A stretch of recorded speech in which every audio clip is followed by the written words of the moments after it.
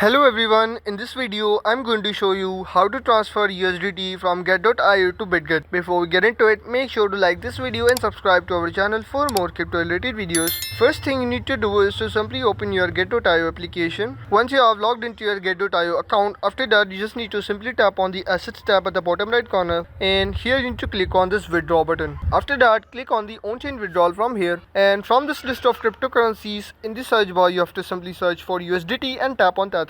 Once you landed on this page, here you will need to paste all your withdrawing details in order to transfer USDT from get.io to Bitget. In order to find depositing address, you just need to minimize your get.io application and open your Bitget application. Once you have successfully logged into your Bitget account, after that you just need to simply tap on the assets tab at the bottom right corner, and here you need to click on this deposit button. After that, click on the deposit crypto button.